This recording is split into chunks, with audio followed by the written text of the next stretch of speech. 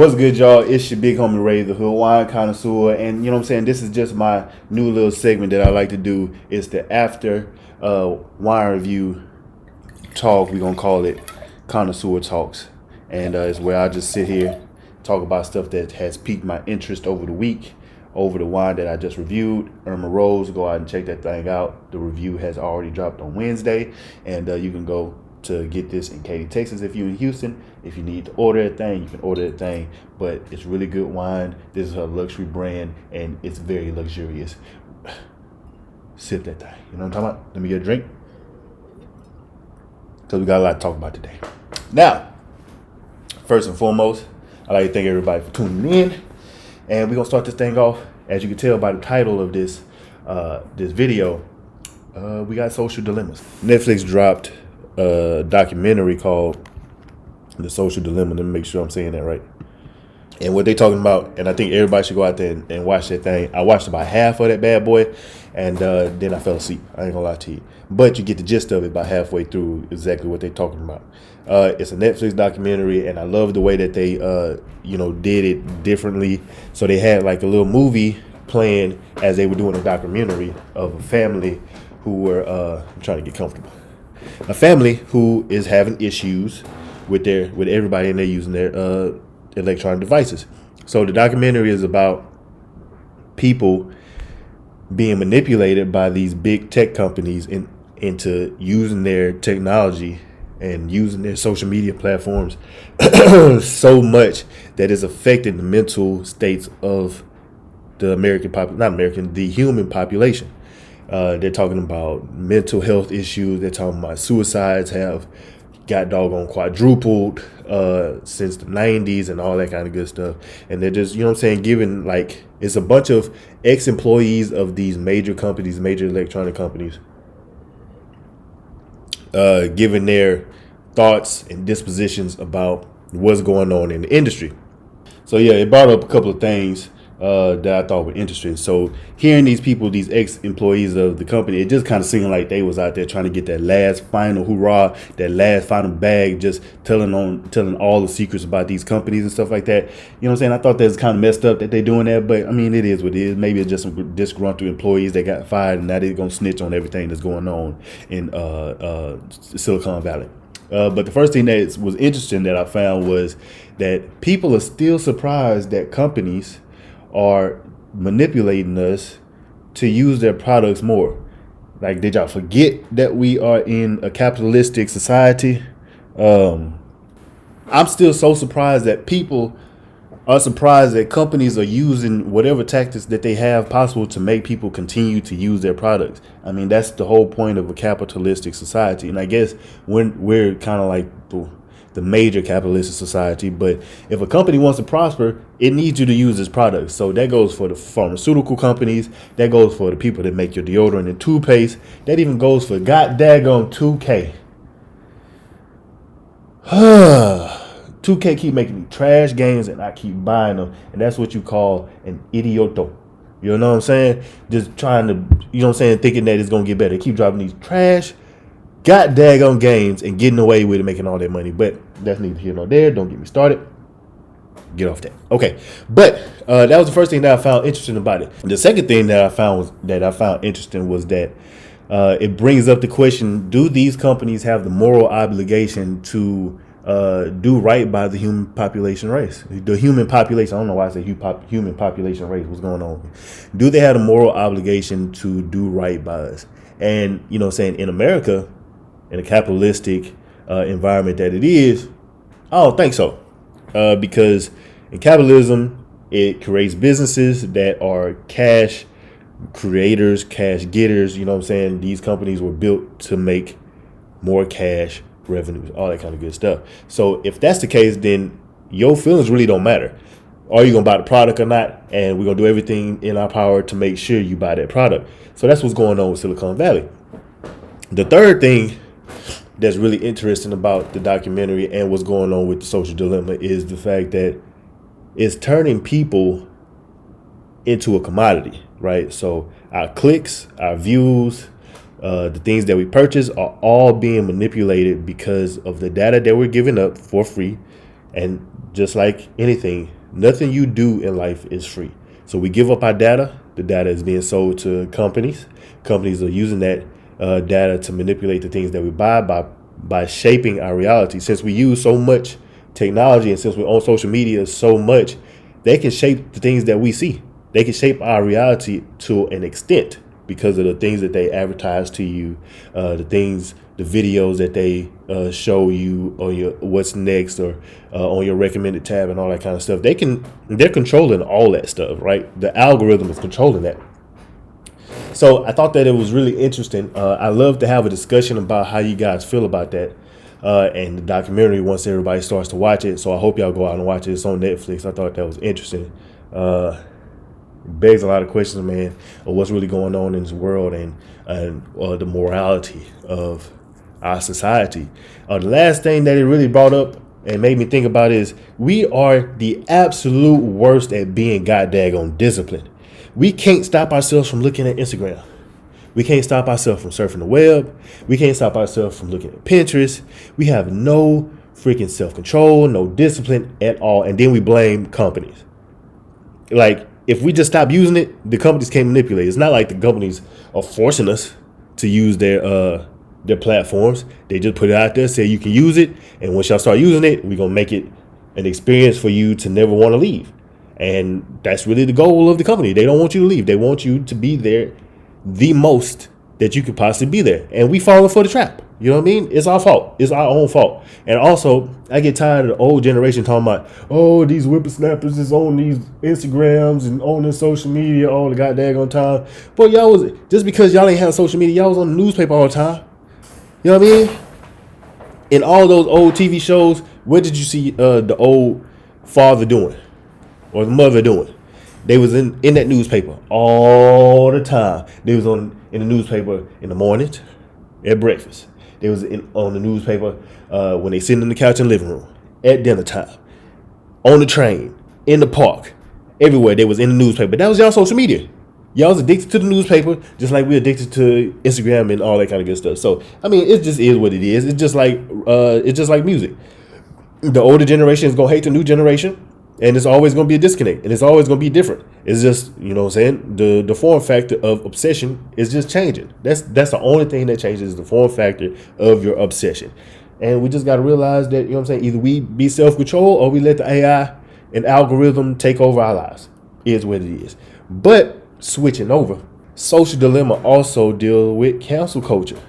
And we had a big fiasco going on this week with Tory Lanez and Meg Thee Stallion. I know it's been a few months in the making, but Tory Lanez just dropped the album last Friday, kind of giving his side of the story. But he still didn't really tell us exactly what happened. He's really just talking to Meg, telling her, hey, you know what happened. I know what happened. What you saying isn't what happened. And to all the people out there that's talking all that noise, y'all don't even know what's going on. And I can't believe y'all didn't even just hit me up to ask me if I did it or not. So we still don't know what exactly happened. We'll probably never know what happened. But my thoughts on it is, that's just messy. I just think it's two broken people dealing with their broken emotions in the worst possible way. You give these people money and a platform, and you get to see all of the brokenness in people. That's really it. They always say that when you give somebody money don't change you. It just enhances what's already inside of you. In the album, Tory talks about, I listened to the album. I know a bunch of people said don't support Tory because of what he did to Meg and all that kind of good stuff. But the reason why I listened was because I wanted to be impartial. It's not necessarily because I just fanboying over Tory Lanez. I do enjoy his music. I do enjoy him as an artist, but I wanted to hear it. To be honest with you, I wanted to hear what he was going to say. And I think that's the same for a lot of people. And he was talking in there a lot about how much he loved her, how much he cared about her, and he's hurt that she thought that he would do anything to hurt her. But he never really said that he didn't shoot her, but he did say that he didn't do it. I guess that's really the same thing, but it could not be the same thing. I don't know. We're not going to find out the truth.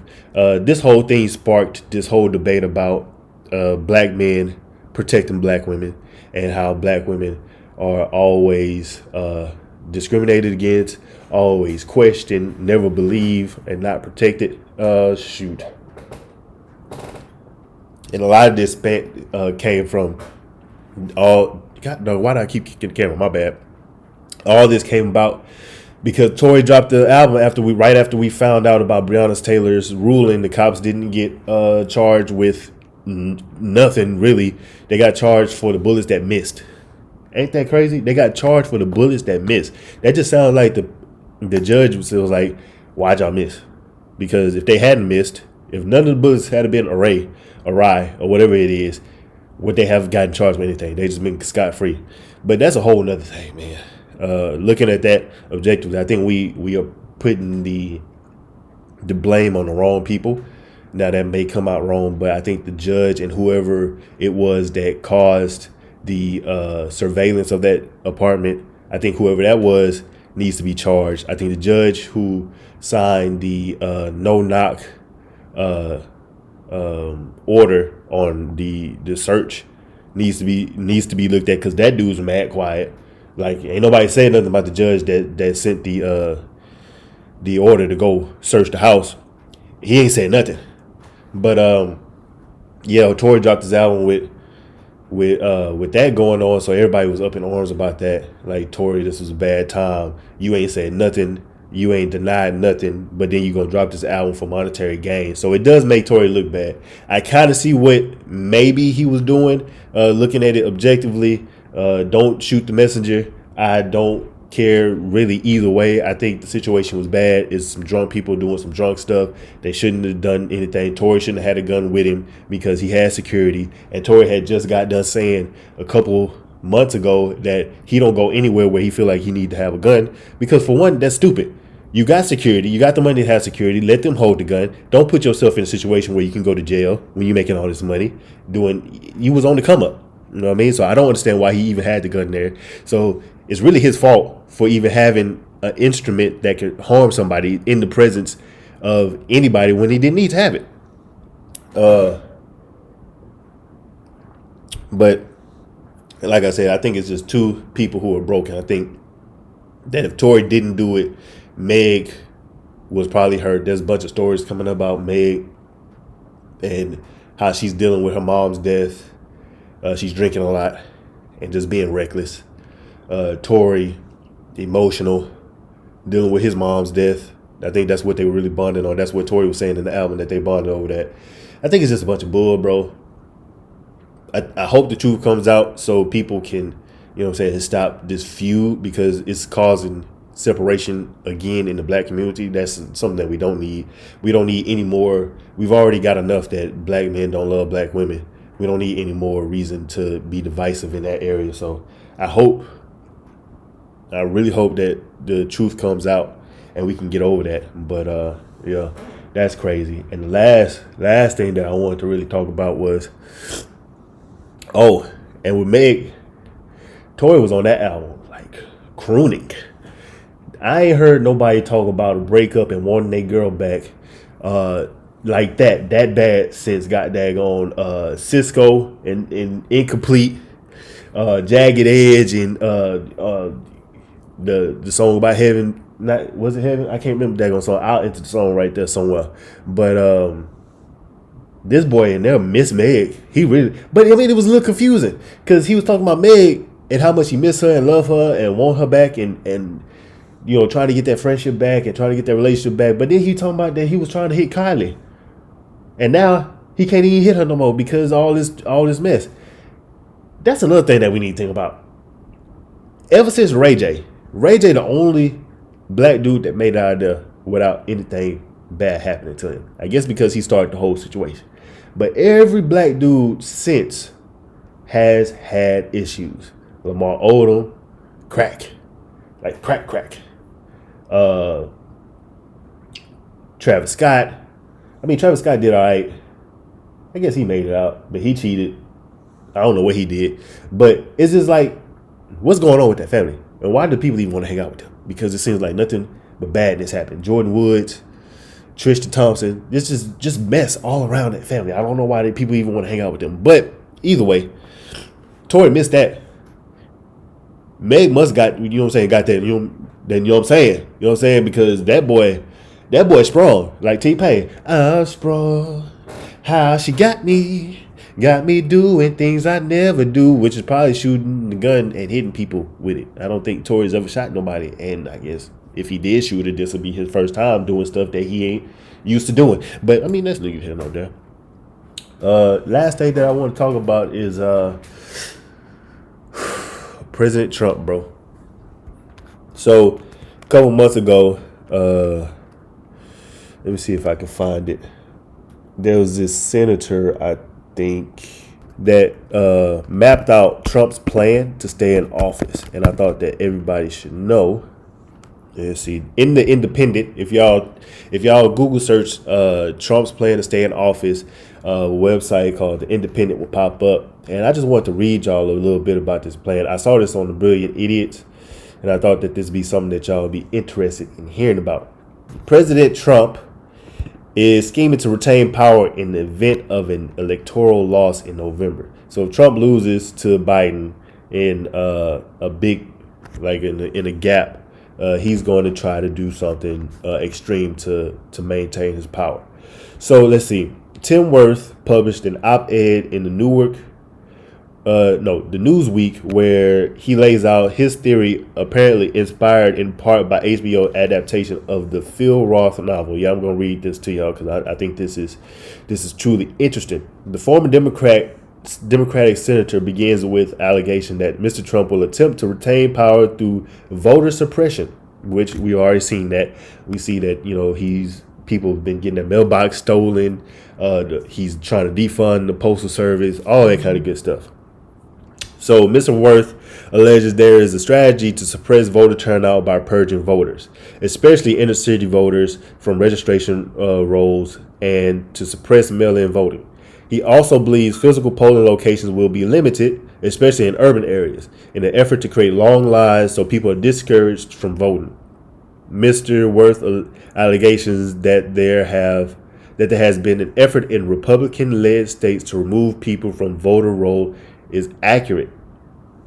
According to data compiled by Mother Jones between 2016 and 2018, more than 17 million names have been removed from the voter rolls. While names are removed